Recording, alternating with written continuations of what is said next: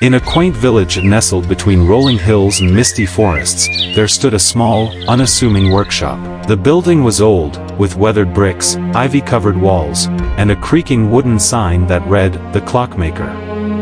Inside, the air was thick with the scent of old wood, oil, and dust, and the soft ticking of clocks filled the space like a quiet symphony. Every wall was adorned with timepieces of every shape and size, each telling its own story. At the heart of this workshop was an elderly clockmaker named Elias. His hair was silver, his hands calloused, and his face etched with the lines of a lifetime of work. Though his body had grown frail, his eyes remained sharp and full of a quiet, determined light. Elias had spent decades repairing clocks, each tick and tock a testament to his patience and craft. For him, every clock was not just a machine but a symbol of life's rhythm, the passage of time, and the delicate balance of moment. One rainy evening, a young man entered the workshop, carrying a large, ornate clock wrapped in a cloth. The young man, Jacob, had inherited the clock from his grandfather. It was once a masterpiece, but now it was broken, its hands frozen in place, gears rusted, and its once melodic chime reduced to a dull, hollow sound. Jacob placed the clock on Elias's workbench, his voice tinged with frustration. "It's beyond repair, they told me," he said, his eyes cast downward. "But this clock means everything to me. It was my grandfather's. I want to see it tick again." Elias looked at the broken clock, then at Jacob, and smiled gently. "Everything can be mended," he said, "if you have the patience to understand its inner workings." Elias carefully unwrapped the cloth, revealing the clock's intricate design. It was a grand piece, beautifully carved with ornate details, but inside, it was a different story.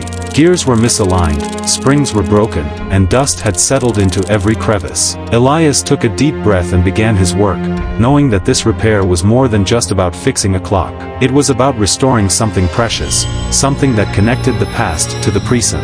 As Elias methodically dismantled the clock, Jacob watched closely.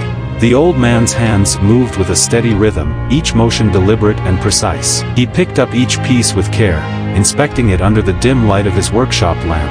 The clockmaker's focused expression reflected years of experience, and his hands, though aged, worked with the confidence of someone who had seen and mended countless broken things. For days, Elias worked tirelessly. Each day was a new challenge, removing rust from tiny screws, adjusting delicate springs, and realigning gears that had fallen out of sync.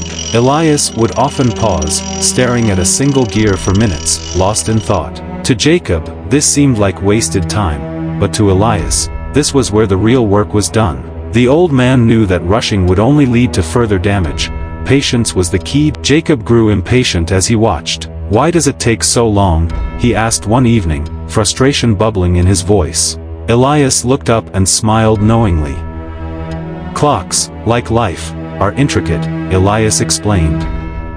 "Every small piece, every gear, every spring has its purpose. If one part is out of place, the whole mechanism fails. It's not about speed, it's about understanding and respect for each part." Elias's words resonated with Jacob, though he still found it difficult to grasp. He began to see that the clock was more than just a device, it was a reflection of life's complexities. Each broken piece represented moments of struggle, times when things felt out of control. And just as the clock needed time to be fixed, so too did people need time to heal and find their rhythm again. One afternoon, after what felt like an eternity of adjustments, Elias finally placed the last gear back into position. With trembling hands, he wound the clock gently. Jacob held his breath, and the room fell silent, save for the anticipation that hung in the air. Then, suddenly, there was a faint, hesitant tick. And then another. Slowly, the clock's hands began to move, inching forward as if waking from a long slumber.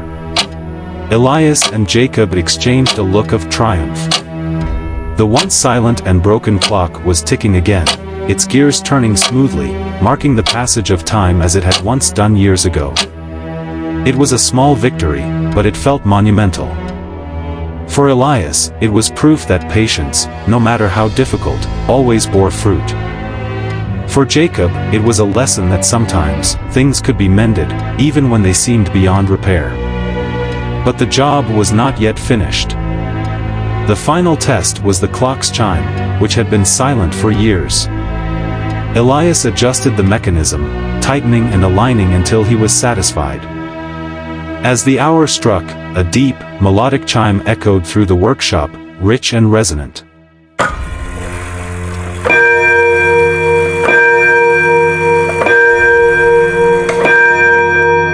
It was a sound that carried with it the essence of time, the past, the present, and the future all wrapped into one beautiful note. Jacob's eyes welled with tears. The sound was not just a chime, it was his grandfather's legacy brought back to life. Elias placed a reassuring hand on Jacob's shoulder. "Time," he said softly, "is the most valuable thing we have. It teaches us patience, and it heals us if we let it." Jacob left the workshop that day with more than just a repaired clock.